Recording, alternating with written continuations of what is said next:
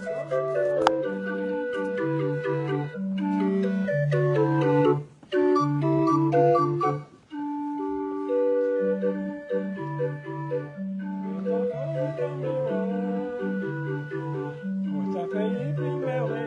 direct, il est 11h02, bonjour à toutes et à tous. Eh bien, figurez-vous qu'on va découvrir dans nos pages bientôt un personnage, un grand monsieur.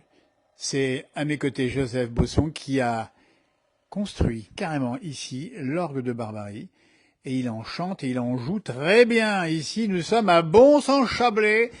À mes côtés, le conseiller départemental du canton de Sciez. Bon, Joël, tu connais bien ici. Hein. Oui, Bons-en-Chablais, c'est la commune qui est au cœur du canton de Sciez. Voilà. Et on est vraiment entre le Bas-Chablais, près du lac, et puis les belles montagnes de la Vallée Verte. Et en plus, à Bons-en-Chablais, maintenant, on peut même venir ici juste au train, avec le train. Il y a le train, on l'a entendu, le train, on a entendu siffler le train en arrivant là aussi. Oui, tout à fait. Et puis aujourd'hui, on n'est pas chez Joseph le charpentier, mais Joseph le menuisier. Oui. Et donc, c'est quelqu'un de passionné que je remercie aussi Jean-Noël de Paris qui est venu ici. C'est un bonheur, c'est un plaisir, parce que c'est une belle rencontre. Dans nos pages, on verra plus longuement son parcours, on verra aussi comment, et Joël, comment se fabrique un orgue de Barbarie. Faut voir l'engin ici. Il a mis 2 ans pour le fabriquer celui-ci, on en saura plus. Et c'est exceptionnel. Alors oui, il a commencé par les vielles à roue. Et je pense que ça aussi c'est important de savoir que cet instrument de musique traditionnelle participe aussi à notre culture, à la culture française aussi, puisque dans d'autres territoires de montagne on jouait de la vielle à roue.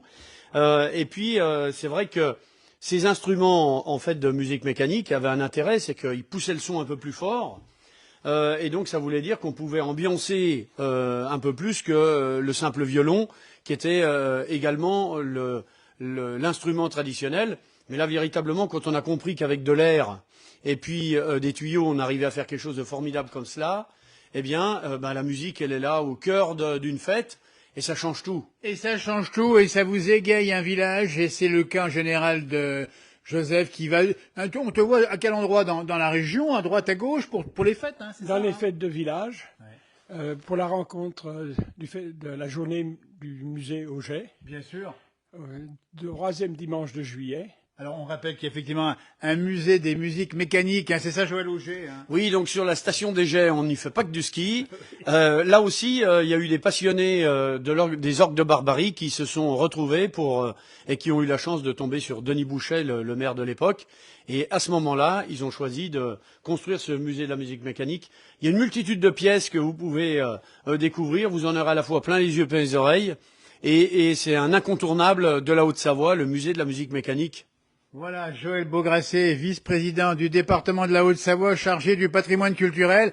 Joël, il faut le dire, ce département est magnifique, on y connaît l'activité économique de toutes parts, mais il y a aussi une véritable activité, ça foisonne sur le plan culturel, hein. Ah, y en mouet de chuse. On va faire plaisir à tout le monde à Ouessant, parce que Pelou dégourdi, puis voilà, Corille au les montagnes. Oui, alors il va dire parce que, il faut dire que Joël est un grand spécialiste du patois, effectivement, du franco-provençal. En 2 mots, ça veut dire. Eh ben, je disais que pour les dégourdis, il y a de quoi s'amuser dans les montagnes, hein, d'accord. Et puis pour les autres, les plus contemplatifs, ceux qu'on l'envia des cuteurs de la musique, ou Sasta et puis Igeti Cochran, hein, qui ont envie simplement de profiter du magnifique paysage de la Haute-Savoie, soit en bord de lac, soit aussi dans un restaurant au choix, soit des spécialités locales, ou alors avec de la cuisine bien relevée, parce qu'on a aussi de nombreux chefs en Haute-Savoie. Eh bien, avec tout ça, eh bien, il fait bon vivre chez nous. C'est ce que je peux vous dire, surtout. Ouais. Et vous allez à preuve aux amousa, pe goûter à Cochran, ou pe donfi, pe pas. Écoutez, il est formidable. C'est ça, la Haute-Savoie, c'est qu'il y a des traditions qui se perdent pas, justement, il faut les garder. Et puis, il y a aussi le bénévolat, on va en parler avec Joseph. Et 40 ans de pompiers, c'est ça? 40 ans de pompiers, oui. Sur, où ici, exactement là? Hein? Bon, en Chablais, oui. J'ai repris le centre en 82, voilà. Mais avant, j'avais été pompier. Et j'ai fait partie du conseil d'administration départemental.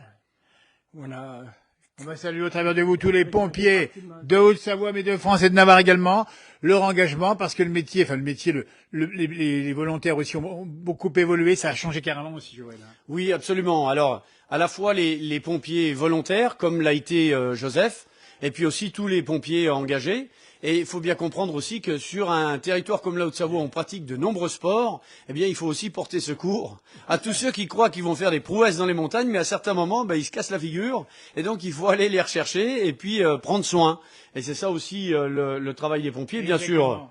La sécurité, évidemment. Et puis, Joël, quel département, la Haute-Savoie. Quel département extraordinaire, hein.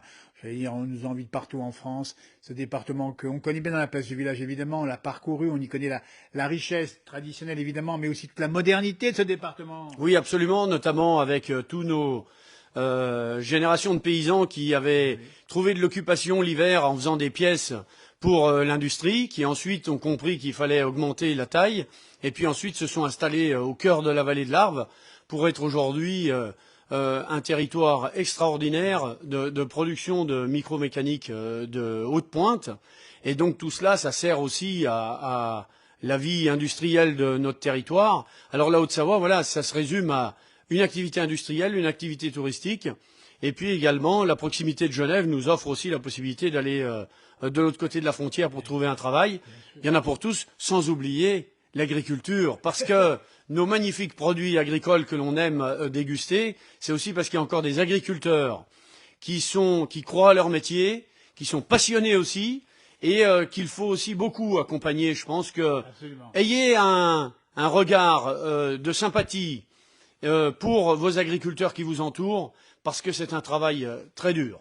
C'est un message qu'on déploie sur la place du village, parce qu'il faut les voir travailler, ces agriculteurs, dans nos montagnes. Bien sûr, pour le meilleur, on a des AOP incroyables ici, et puis on les connaît bien dans la place du village. On sait tout l'engagement, toute la passion qu'ils ont pour leur bétail. On l'a vu encore à Cadermatos il n'y a pas longtemps.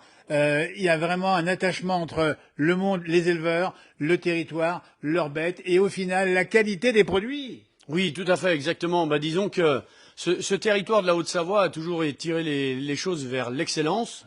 Et donc, la création de ces appellations d'origine contrôlée, maintenant appellations d'origine protégée, ont permis vraiment de faire en sorte que les agriculteurs puissent rester au pays pour être suffisamment rémunérés et puis continuer cette belle activité. C'est passionnant d'être un éleveur.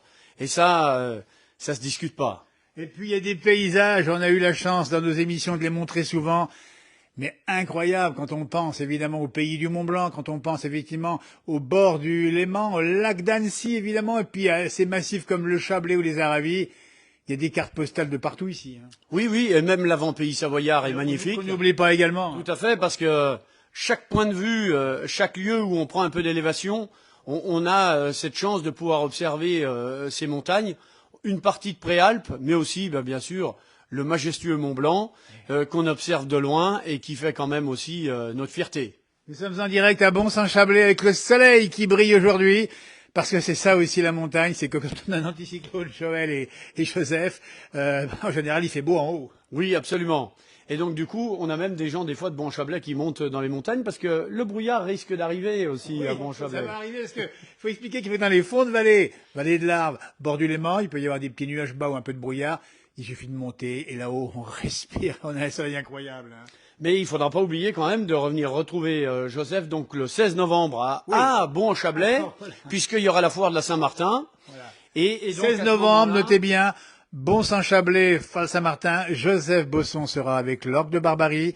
Il va vous jouer plusieurs morceaux et il adore faire jouer les enfants en particulier. Hein. Tout à fait, c'est ma passion. Les enfants sont très intéressés. Je pense qu'ils ont l'oreille beaucoup plus sensible que les adultes. Et on les voit parfois danser autour de l'orgue. Hein. Bien souvent, ils se mettent à danser devant l'orgue. Hein. On rappelle qu'on verra sur plusieurs diffusions, plusieurs vidéos, le détail de la vie de Georges avec ses orgues de Barbarie, de Joseph, pardon. Et puis, le 2 novembre, on se retrouve également, notre ami Joseph, pardon. À Douvaine, vous allez le retrouver aussi, sous la bulle. Hein. C'est pour le Salon des Saveurs. Le Salon des Saveurs.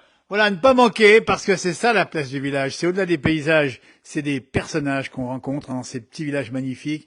On a besoin, Joël, on a besoin aujourd'hui de ces musiques, de ces airs-là, de cette culture, de se vivre ensemble.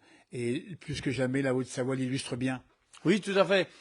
Disons que la musique et nos traditions nous permettent de partager quelque chose. C'est important de travailler son identité pour avoir soi-même une histoire à raconter. Exactement. Et donc je pense que les émissions que vous nous proposez avec la place du village, ça nous permet de connaître toutes ces petites pépites locales.